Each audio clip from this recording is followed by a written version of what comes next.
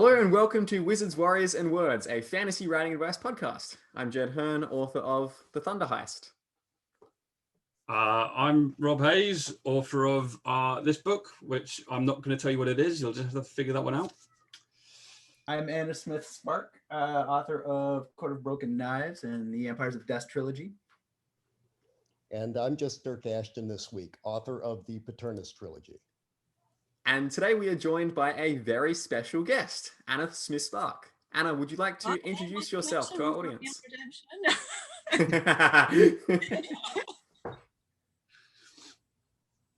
Hi, I'm Anna Smith Spark. I am actually the author of The Court of Broken Knives, The Tower of Living and Dying, and the House of Sacrifice, which Mike has actually got the wrong way round. He's got books 1, book 3, and then book 2. Where he set them. Oh, it's a rookie mistake. And Mike is destroyed within the first 30 seconds of the episode. We're off to a great start.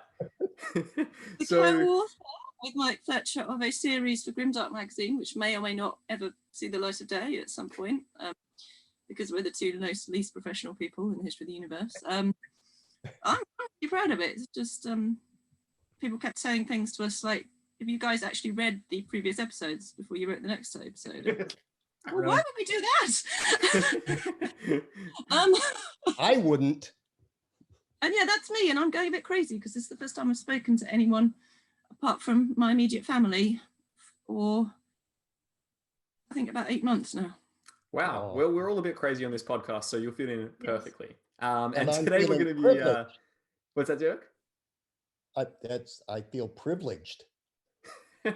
Yeah, it's a special. We're the first people she's spoken to in like 8 months. Yes. I think that's a big deal. People in quotes there. We're the first people. I was going to say, I feel that you've put an unnecessarily high expectation on the quality and sanity of this conversation. But regardless, today's episode, we're going to be talking about prose, which is the style of words that are appearing in the pages of our books. And we wanted to get Anna on for this episode because she has a very distinctive style to her prose, as you would know if you have read any of her stuff. And Anna, I was just wondering if you could kind of talk to us about what sort of makes your prose style distinctive or different from other authors out there, and how it's sort of developed over time, and perhaps maybe a little bit about why you like to write in that fashion. Just a long question there, then. Yeah, that was a long question. It fits right in already. It's nearly as long as some of my sentences. I write in a very distinctive prose style for modern fantasy. I have seen many reviews describing my books as Marmite books, in that either you find them utterly unreadable and read about 2 pages and realize that you cannot cope with it, or you really love it. Had one amazing review saying it was the most complicated book they'd had to read since they were made to read Mrs. Dalloway when they were at secondary school, which sadly my editors did not feel comparable to Virginia Woolf, could be put all over my book. But I mean, I am quite heavily influenced by Virginia Woolf. I am heavily influenced by modernist prose and poetry, and also classical mythology. I studied classics, and I have read the Iliad a very large number of times. I have read small sections of the Iliad in the original Greek, which is not an experience I recommend anybody. So yes, that kind of mixture of very kind of archaic mythical prose and very kind of modernist mucking around with language, mucking around with grammar is probably where I'm coming from. It's not intentional, it just sort of happens. Actually, I was having a really massively long conversation on with someone about this, and I have Asperger's syndrome, and I suspect it's got something linked into that somehow. I kind of I mean, for me, the prose it's about conveying a kind of sense of what's going on. It's about telling the story through the kind of aesthetic sense of the words and through the emotional engagement that they're giving you, rather necessarily than just sort of sitting at the action. There are bits I write which are incredibly empurpled. I love the kind of early Lovecraft, the sort of Dream Quest era Lovecraft, the kind of Lord Dunsany, the sort of, it's not about, there's no story, there's just kind of incredibly empurpled descriptions of just insanity and fantasy cities and sort of these incredibly bizarre fairy tale worlds. Kind of, I mean, Moorcock does it in some of the sort of things like the rune staff. That just kind of completely baroque, insane, empurpled prose, just letting you just see this kind of insane fantasy world. And you get that mythology as well, of course, these kind of amazing cities and amazing, just incredible stuff where it's not about what's realistic, it's not about what's plausible, it's just about it's just about trying to create some kind of sense of a totally numinous, totally alien, totally fantastical world. And then I'm kind of really influenced also by James Ellroy, and that kind of, you're really getting inside the violence and you're really getting inside how people feel and the kind of emotional, visceral experience of kind of combat or sex or pain or grief, and trying to kind of write that. But so then you kind of use syntax and cadence, not so much to kind of convey meaning as to convey the kind of expression and the rhythm. So there's a lot of poetry in my writing. My dad is actually a modernist and sort of modernist poet. There's a direct link from him, in fact, back to Ezra Pound. So that kind of going beyond language and going beyond the kind of basic, going behind the kind of surface meaning of language to kind of use punctuation and the layout of something on the page and the sound of the words and the feel of the words to create meaning. I also think strongly suspect I'm synesthetic, which I mean, I've no idea because I can't tell you how that, please. Things. I strongly suspect I'm synesthetic, and I think that probably comes through in my writing as well. Could you just define what you mean by synesthetic, please? Oh, sorry, synesthesic. I mean, sorry, whatever it is. When I think that words, I taste them or I smell them. Mm-hmm. So I think when I'm writing stuff, sometimes all the different senses get kind of a bit muddled up. So kind of, I mean, I've no idea whether I'm synesthetic or not. It might be everyone experiences that. It's impossible to tell. That's so fascinating. I certainly, I've heard about the phenomenon before, but I don't actually know anyone who has it. So that's really cool. Does that add what does that add to your writing, you think? Do you think that like gives you an extra ability to immerse people within your stories? I think it helps me in terms of either helps or hinders in terms of describing things, because so there's a line in, a friend of mine was, when she reviewed The Court of Broken Knives, she said there was a line early on in it where I talk about flowers and the petals of the flowers smell like human skin. Now she was saying that's just ridiculous. Human skin doesn't smell. For me, that's kind of, I mean, just thinking about that, I can smell human skin. Huh. I can smell it and taste it. What does it smell like? Really, really intimately. And that kind of experience, I mean, basically the experience when you're in bed with someone, the smell of them, I can feel that and smell that just from that just from that phrase every time I think about that. Mm-hmm. And I know exactly what's meant by that. And I think other people kind of did in this, or at least could get the sense of, I mean, obviously it was trying to convey a whole lot of stuff about, it was about describing a tree in flower in The City We Saw Lost, which is this kind of incredibly decadent, decaying city. There's kind of lots of stuff about these sort of incredibly wealthy people, and they're kind of, it's a sort of pleasure city. So that kind of notion of these sort of like, you know, flowers and human skin, and then that leads to kind of sex and the flowers rotting, and all of that sort of stuff is there in that image. You can unpack it about kind of, but for me it was just a kind of immediate, that is a link that I just make. Mm-hmm. And kind of,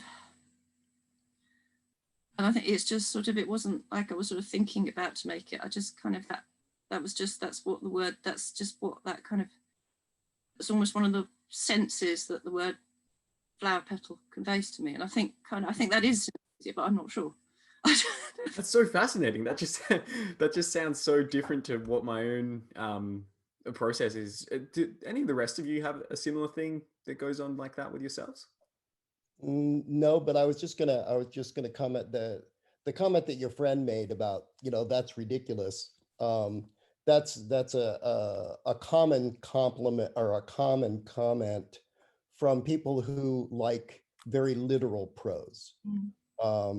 And literal prose can still be a little bit, I mean, you can have like true window pane kind of literal prose like Sanderson, but you can also have, more, fancier wording that's still literal. But there are a lot of readers who really just like literal prose. They don't, they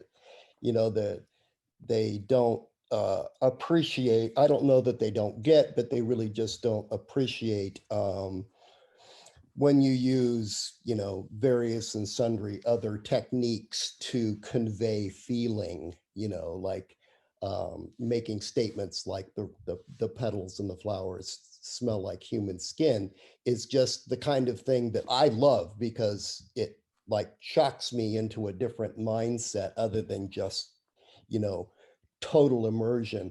I'm not a big fan of total immersion in books, to tell you the truth. I like to see the prose. I like to be shocked a little bit and to be made to think about things. But I think I'm in the minority with the vast majority of readers. I think I'm one of those weirdos. Rob and Mike, where would you sort of fall on that spectrum? Or is there anything else you want to add on to do it? To be honest, I think I'm more, as you described it there, in the sort of Sanderson camp with the sort of total immersion. I think, honestly, I believe that prose is probably the weakest part of my writing ability in general. I don't agree. Well, it's something I've always tried to Being kind, Dirk. But yeah, I struggle with the more sort of flowery descriptions, as it were, to actually just sort of like get my brain to work in that sort of way that I can make those connections, like, sort of like, yeah, as flowers smelling like human skin. That's probably something that my brain would never connect. But your prose has a specific kind of rhythm and flow to it. It's not strictly just stating what's happening. Yeah, there's very, very bare, sparse prose, which is extremely good. I mean, the Sanderson's prose is very bare and sparse and not good, although he has a thing that means it is fairly compelling. I mean, I remember, I've told this story many times. I remember reading the Mistborn books, and I read all three of them in about a week, and I did not sleep. I basically was not sleeping. I was like reading these books. It was like 3 a.m. I was reading that, and actually my brain was just like, this is shit, this is shit, this is the worst book I've ever read. Oh my God, I've got to find out what happens. Oh now my that's God, a contentious call. But I have to find out what happens. Yeah, there are real benefits to that technique of writing. I mean, real benefits for readers, it works. It just works, and it works really well. And I don't mean to disparage people who don't like more opaque writing, but because that stuff really does work. I just happen to prefer something a little different. I think for me, it's less of a. It's what you want. It's it's not the kind of way I'd want to write, and it's not the kind of books I choose to read. But my God, the man is a genius in terms of he can keep you reading. Absolutely. Yeah, I think we're touching on an important thing here, which is that like it largely is a matter of personal preference, and there's not really one approach that is better than the others. Because I can certainly, I think within my own writing, I would probably fall more on the side of the sparser stuff, so that you're I suppose, focusing more on the characters and the world and everything. And most of the reading I do would be on that side as well. But at the same time, you know, I love something like The Name of the Wind, where it's sort of just about the prose in a lot of sections of that. So it, which is not to disparage it, actually. I really actually can appreciate stuff that is sort of just saying, hey, we're going to do this thing now. But I think the important thing here, and this is what we're all touching on, is that knowing like what you want to focus on, whether that is trying to create something really emotionally compelling from the prose, or if it's trying to focus on having the suspense and the twists and the plot there to drag you through your story. So how do you, I suppose, decide like what type of prose you want to have in your stories? Or is it that much of a conscious decision? Or is it just like you have this style that sort of flows out of you organically? So for me, I mean, I don't think about it at all. I have never thought about the way I write. I've never thought about, so there are obvious different voices and different there are different styles of writing depending on which character I'm writing in the trilogy.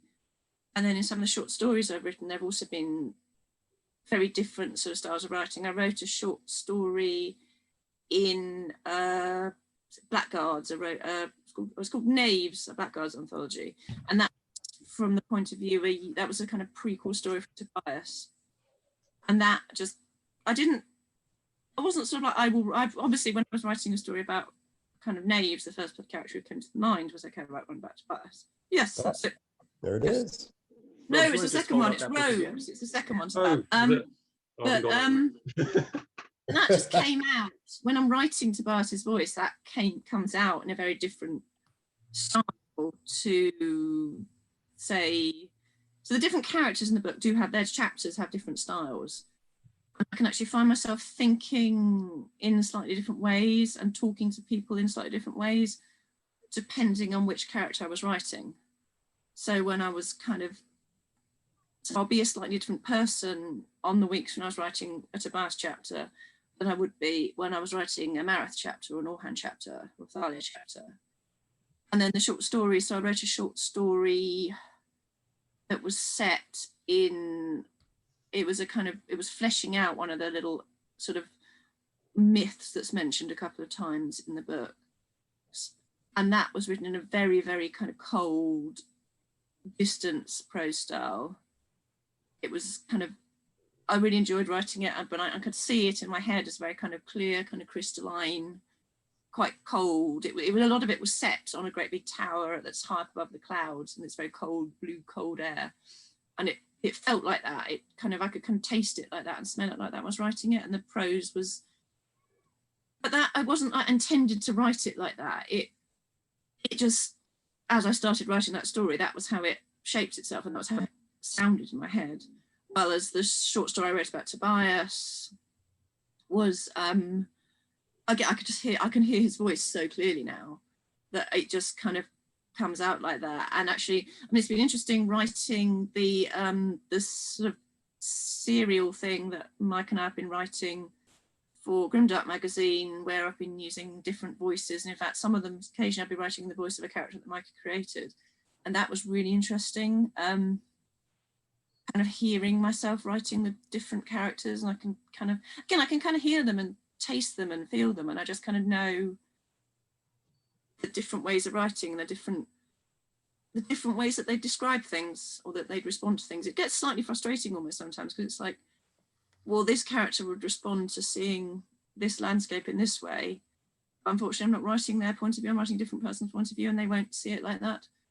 It's the kind of, but it is very kind of organic. It's not chosen. So I mean, I'll do things that I will have a sort of strong sense of in the novels that, okay, we've had a chapter which is very long and very tangly and very kind of there's been very little dialogue, there's been lots of interior stuff, there's been lots of landscape descriptions, so we need to have now a section of short snappy dialogue in a totally different voice, and I can kind of hear that and just have a sense of that. But it's not like, okay, it's not like it's planned in advance. I will write these chapters like this, and then I'll write this chapter next. I just kind of I just kind of feel it and hear it, then I know that that's the way it needs to be. It's how the story tells itself to me. Imagining, I haven't read any of this collaboration yet, but I'm imagining a collaboration. No one ever met, maybe no one ever does. Between you and Mike reading like the Iliad with a lot more cursing and description of bodily fluids. It's half written by Fletcher, so there'll be somebody spitting and probably snot. Exactly. Peeing. One book, one character.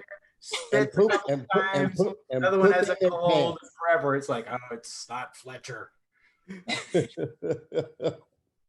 We're going to continue with this discussion in just a second, but first of all, we're going to pause for our featured book of the week, which is by Anna. Anna, would you like to tell us about this episode's featured book? Oh my goodness. I'm totally unprepared for any of this. I suppose I probably ought to feature my books, really. My publisher suggests that was a good plan. Okay, so this is my first one. The Court of Broken Knives. You probably don't want to read books 2 and 3. Hey! You probably don't want to read books 2 and 3 unless you've read that one first. Unless you're particularly determined to really have no idea what's going on. It is very grimdark.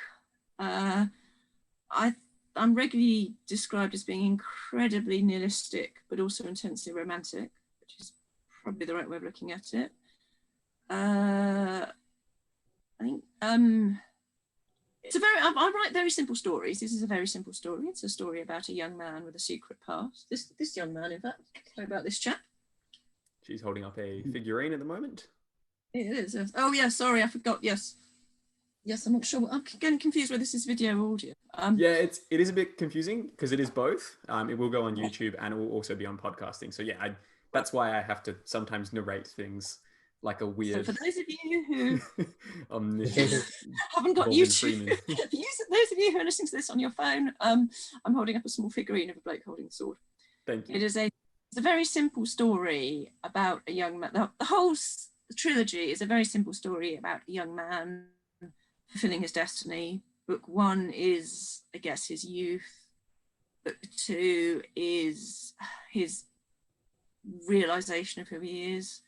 Book 3 is his kind of decline and ending. I mean, you can almost read it as book 1 is the kind of origin story, prequel, and then books 2 and 3 are the story. Or book 1 and 2 are the kind of the stories of his triumph, and then book 3 is the kind of epilogue. It's very much influenced by the story of the life of Alexander the Great, who is one of the characters I studied Alexander the Great as my special subject when I did my undergraduate degree. It's kind of based on characters like historical characters like Alexander the Great, mythical characters like Achilles, Cullen. It's that, what would it feel like to be that what would it feel like to be that kind of extreme, extraordinary, kind of violent? What would it feel like to be that person? Most books about Alexander, for example, are written from the point of view of one of his friends. So one of the with him, so Mary Renault wrote The Persian Boy from the point of view of Begoas, who's Alexander's lover. Christian Cameron wrote Alexander, God of War from the point of view of Ptolemy, because it's trying to imagine yourself in the mind of that character, that kind of, he's kind of putting himself in the mindset of this kind of superhuman being who doesn't have limits, and trying to kind of experience that. It wasn't created, I didn't intend for it to be that story. It came out like that. I'm doing a really bad job of selling this book. No, that sounds awesome. I'm actually very excited to read that now. It's a very, there's a lot of military stuff. It's, by the time I was writing book 3, my agent started introducing me to people as a military, someone who writes military fiction. It just happens to have dragons in it. Because I good combo. battles are based on real battles from classical history. I love those I love kind of battle descriptions. I love military history. So it's not a conventional modern fantasy novel. Peter McLean actually really lovely described it as a kind of modern mythology.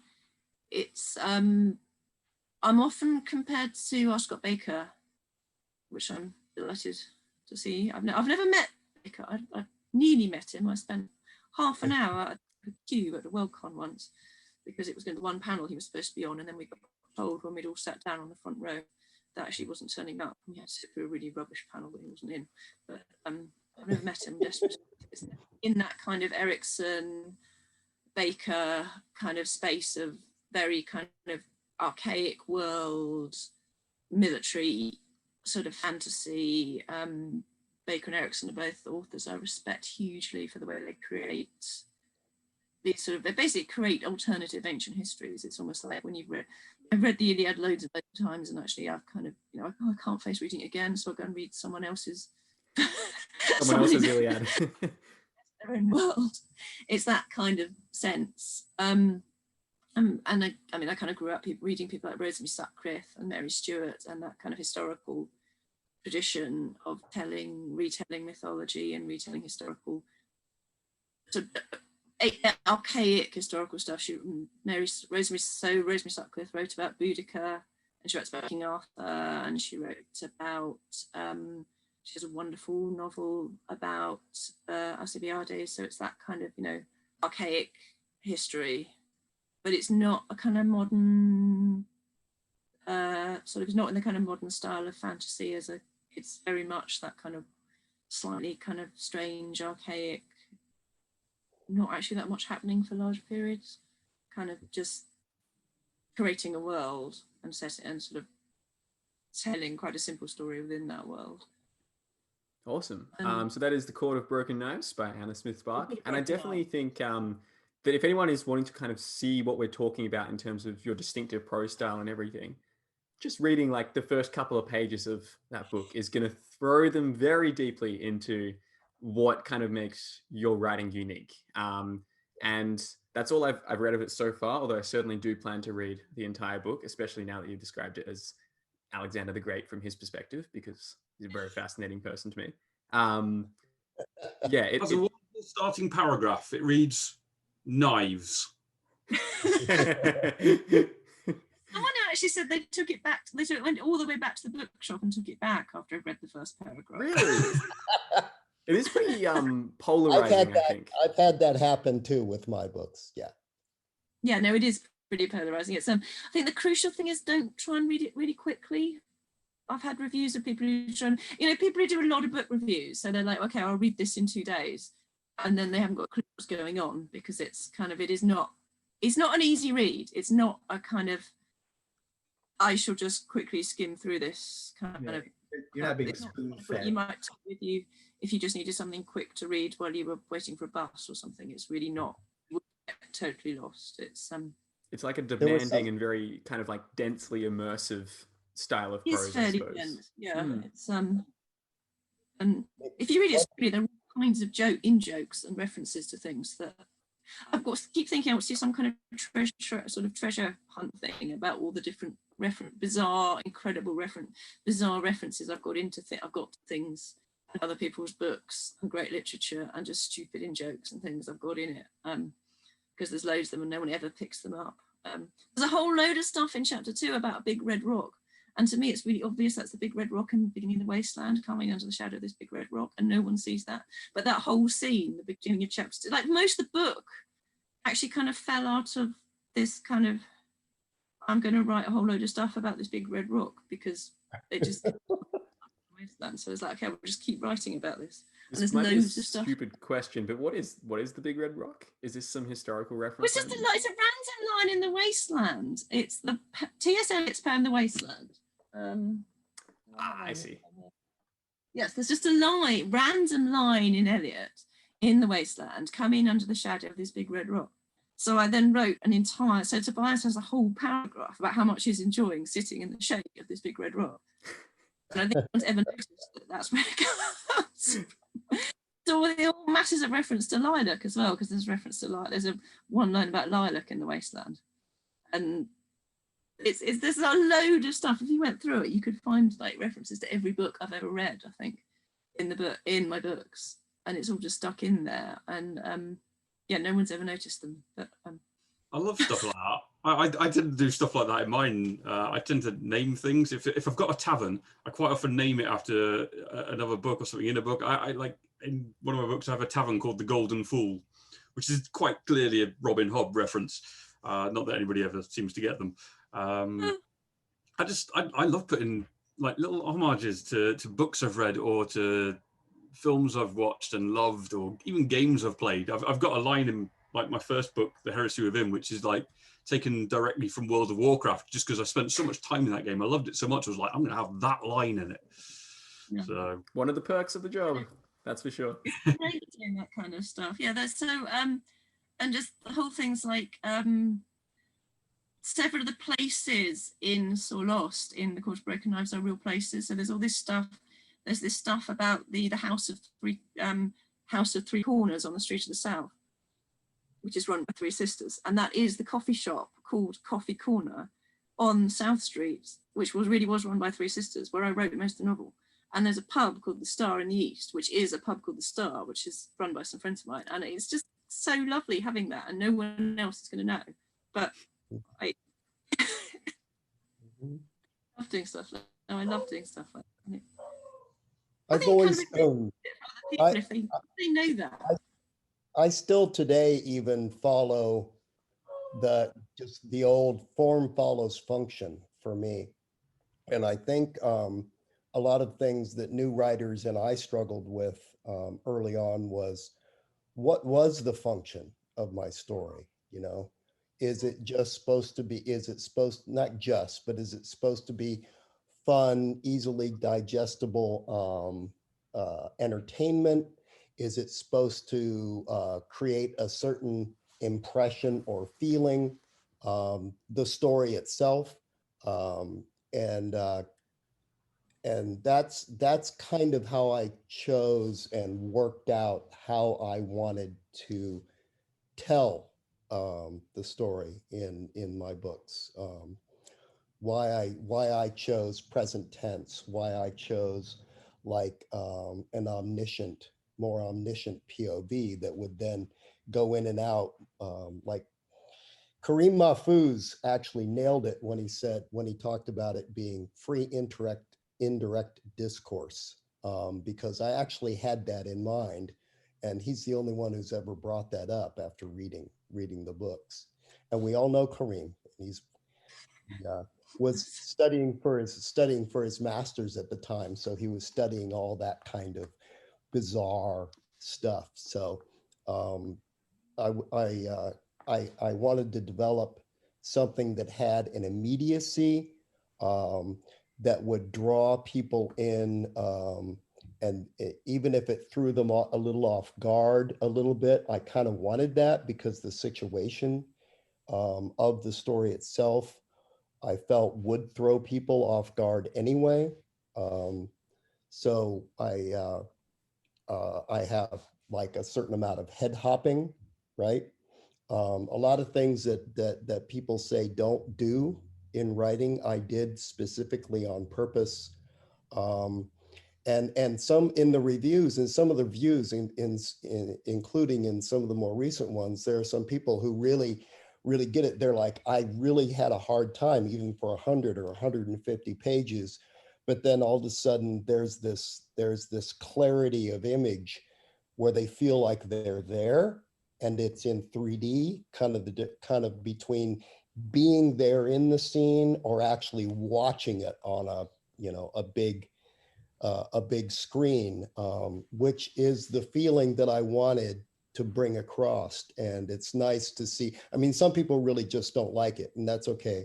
But that was what I wanted to do. So my prose, the way I wrote it, specifically was trying to bring that out. So that's kind of how I came up with what I wanted to do. And then there's more of an impressionist, and what Anna does, from what I've read, it tells the story, but it's also giving these impressions and these feelings and these senses that sometimes contradict, and that actually creates the atmosphere of the story world itself. For me, that kind of prose. I mean, I guess what I'm trying to do is, so the films, I always, actually, a lot of people talk in my books about being quite very cinematic, and I think, because I do see, I'm definitely one of those people who sees what I'm reading. I see, when I'm writing, I see it, and I really am living it. But actually, when people ask me sort of what's really influenced it, when I actually start talking about, I often end up talking about film very early on in talking about, what books I really love and books that have been big influence on me. I actually start talking about films, and I actually start talking about kind of quite complex films. Like, so I remember going to see The Thin Red Line, which is quite astonishing. It's a old Terence Terence Malick film about, I think it was it was the film he did after he hadn't done another. He hadn't. It was his first film for years. He does them about. He seems to bang one out every month now, but it's his first film for years, and it's about some US soldiers on an island somewhere in the Pacific, and there's just lots of kind of astonishing imagery, actually very, very beautiful imagery. There's a really strong, incredibly clear memory I have of an image of a soldier in the kind of classic little sort of his classic hat,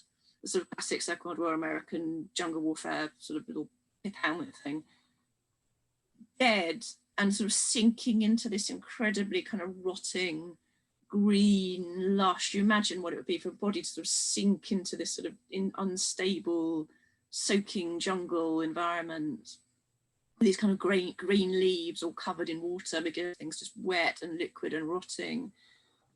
And it's an astonishingly beautiful image. And then sort of things like David Lynch, where you get those incredibly beautiful images and you get sound drifting over, little snatches of sound. And you get voiceovers which are totally contradictory to what's going on in this image, what's actually going on the screen, or that contradict what's going on the screen, or kind of something like, June is actually huge. Lynch's June is a huge influence on me. The way you get the kind of voiceovers and the imagery, and those kind of huge battle scenes he has and things. It's that's what when I say trying to do, it's not conscious, but that's where I'm coming from.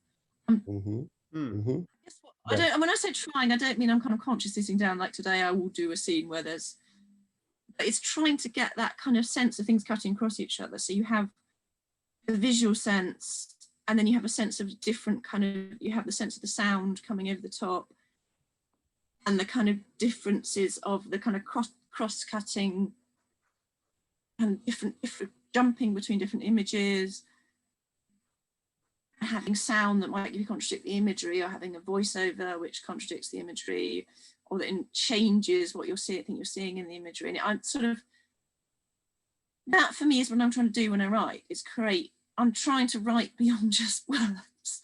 I'm trying to write everything. And that, because I guess kind of poetry does that for me sometimes, but I've just spent a lot of time looking at things like poetry over over a kind of silent cinema or something, and that's something what I'm trying to do somehow, or that experience of reading a really good book while you've got music on, or some really good music on or something. I had a really sublime afternoon once, reading the entire of John Harrison's Viraconium with an amazing CD that's it's Gregorian chanting with jazz saxophone over the top of it.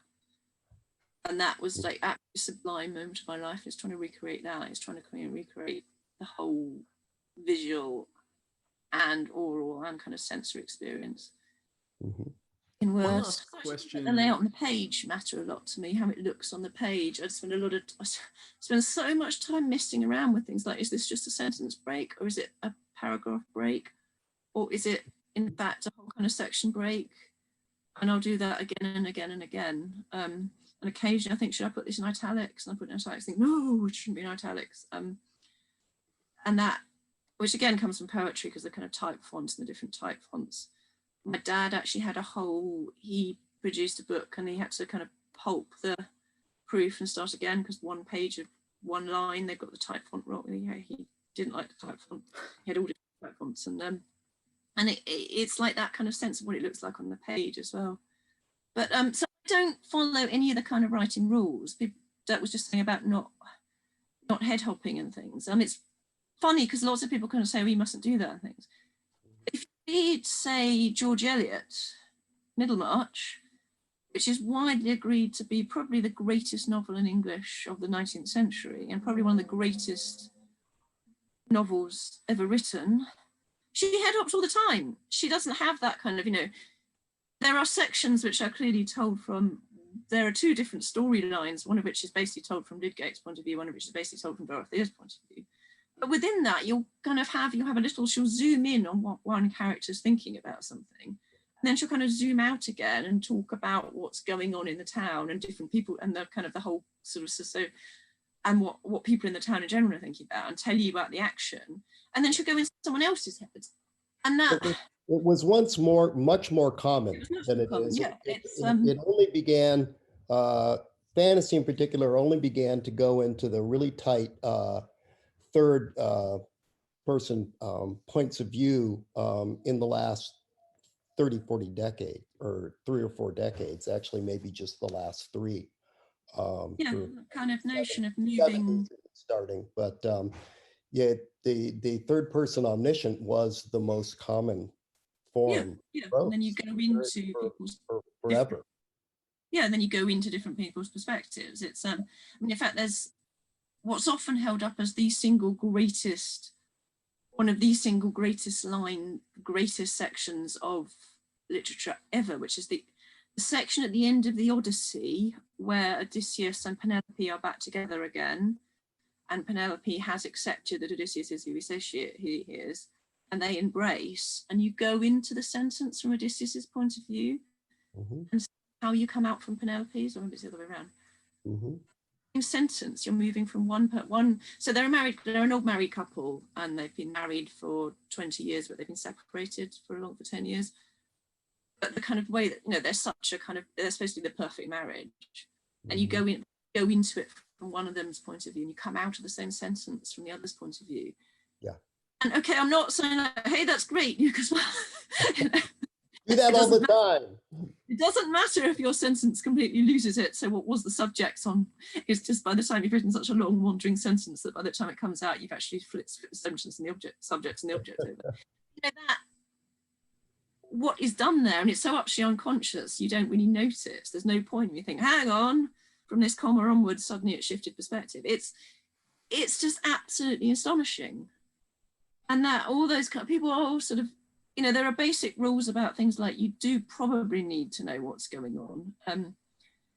I bang on about James Elroy all the time, and my agent always looks absolutely horrified because his 4th book in the LA Noir Quartet, White Jazz, it is unreadable basically. Because you have no idea what's going on. So there is some kind of, your reader needs to know what's going on, and they need to know things like who's speaking, or have a sense of who's speaking, or who's basically what's happening, and things like how did they just get out of that? There are passages where you just think, I don't know what just happened. Someone just did something really. There's the classic thing in fantasy, actually, just in sort of people are writing fight scenes and they don't write it very well. And I have no idea. Someone just did something really bizarre with their sword, which somehow meant they killed 6 guards, but I just cannot visualize that. I have no idea. That sort of sense of having people be able to just basically understand what's going on, have some kind of sense of being able to actually follow the sentence and work out what's going on. But beyond that, when people talk about rules and things, just what, there are no rules. If it sounds good and it has a positive, and if it works, and other people enjoy it, or other people enjoy it, or it works for them. If it works, it works. Yeah.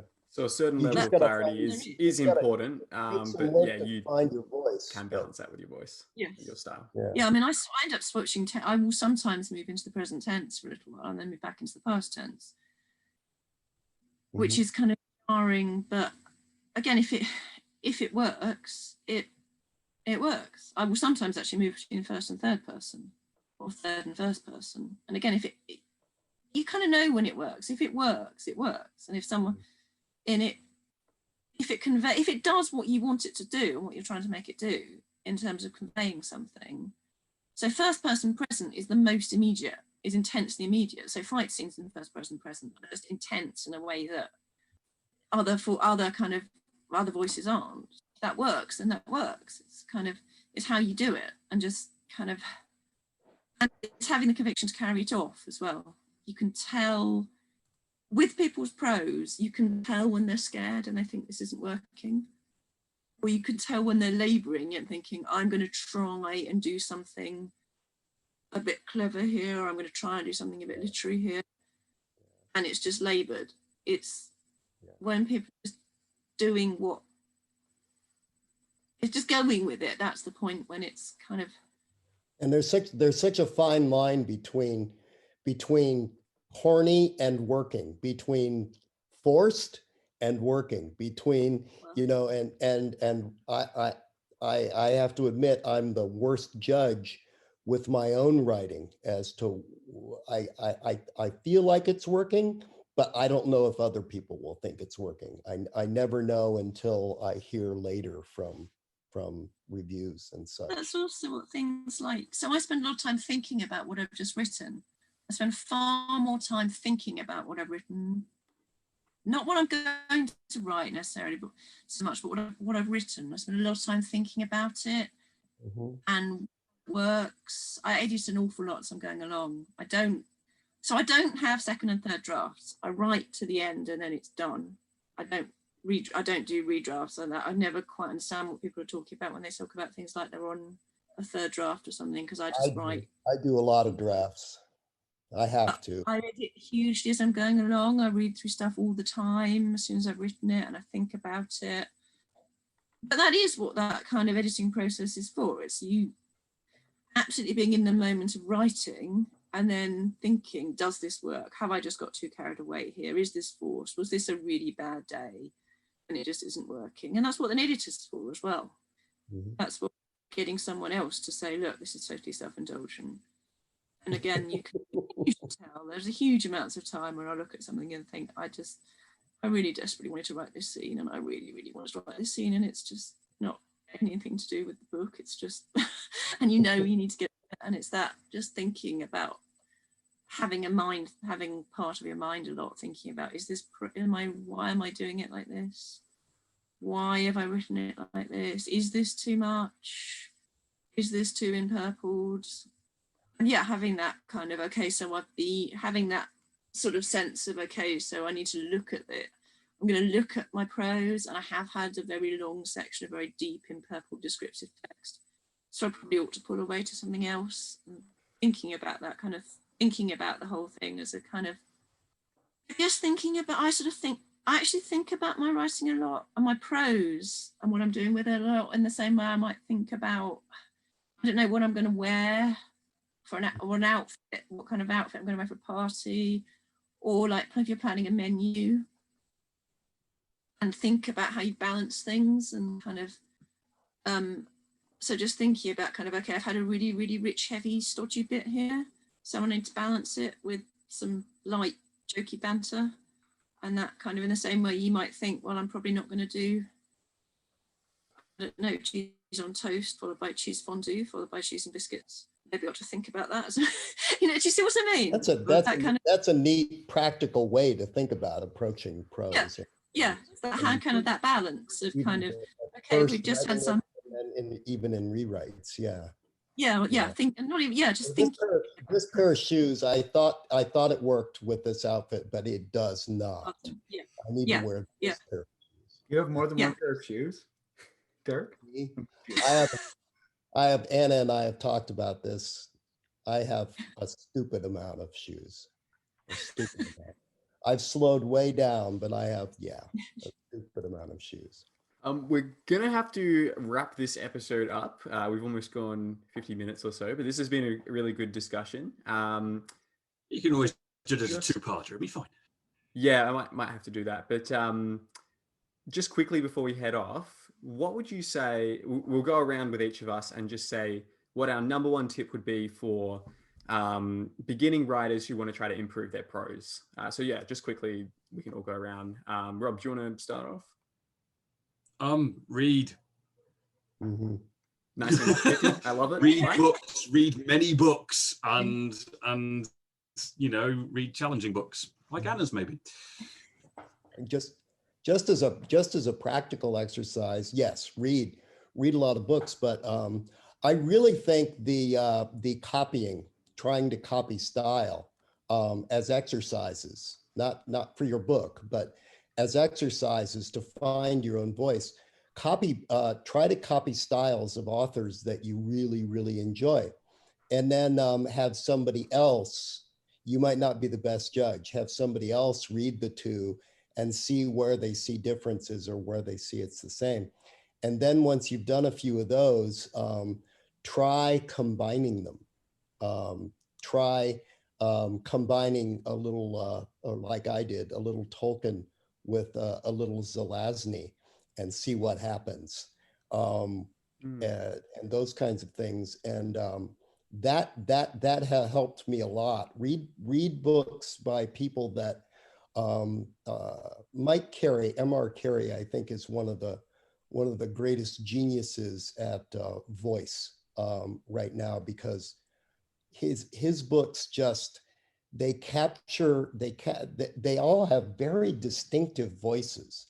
The first book I read of his was Girl with All the Gifts, and one of the very first things that happened was realized that I was blown away by his ability to create a voice in these different chapters from these different characters' points of view. And then he really takes it another step in his newest series, the books of Coley. And he uses more of a vernacular that can be hard to get into at first, but it really starts to like become such an integral part of the character in the story. Books like that, I think are were a huge influence on me. So that would be my advice. Mike? Copying was the first thing that I did. I tried to write Snow Crash, basically. That's Ghosts of Tomorrow, is me trying to write Snow Crash and just failing abysmally. But really what worked for me and what I did with Beyond Redemption is I stopped trying. I put no real thought into it. I just wrote what I wanted to write. I wrote the descriptions I wanted. The way I pictured it in my head, I put it on the page. It was effortless. And when I stopped trying, that's when I sort of found, I guess, what is perhaps my voice. So if you're trying, it's probably not working. Interesting. It's effortless. Yeah, you're there. Because I am an anathema to effort. I don't like trying. I don't like doing hard things. It's been a common theme with our episodes.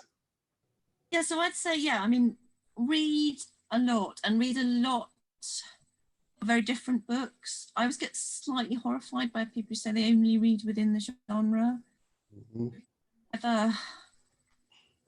There's a whole different range of voices that you're totally cutting yourself off from. If you only read within the genre, you're just going to end up in a kind of echo. It will just be basically an echo chamber. It's reading a really wide range of different genres and styles and books from different periods to really get a real exposure to language and how a whole vast different styles of what people can do with language and the possibilities of language and different voices.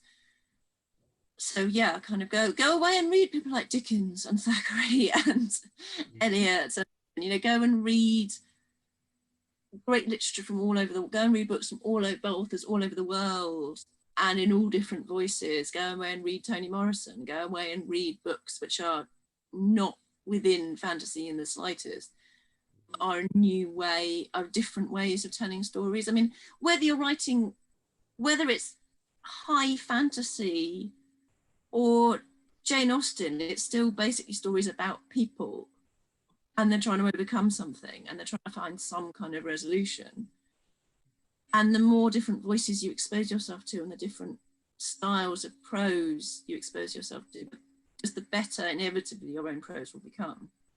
And yeah, also, yes, Mike said, yes, don't try sitting down and thinking, today I'm going to write this in this, I'm going to try and write this book in this way. I'm going to try and write this book like this author who I idolize or something. It's almost inevitably going to lead you just kind of, you'll just hear that voice in your head saying you're failing all the time. It's that point where you're just trying to be you rather than being someone else.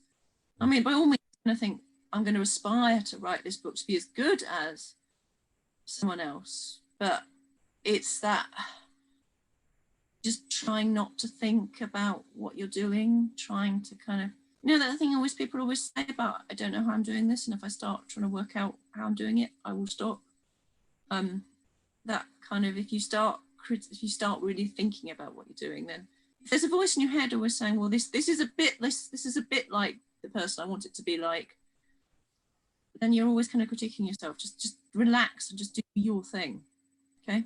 Awesome. And I think always realize that when you think that it just sucks and you just don't know what you're doing, you're not alone.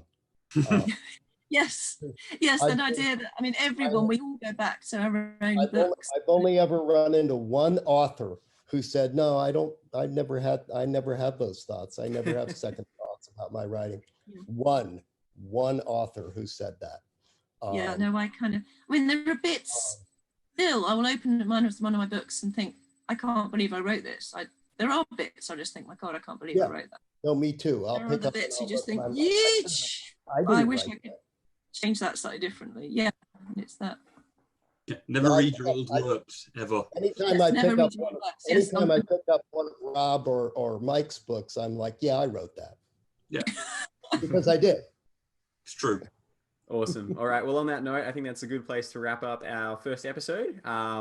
Anna will be back for some more episodes in the future. So please be sure to subscribe to this if you want to hear more.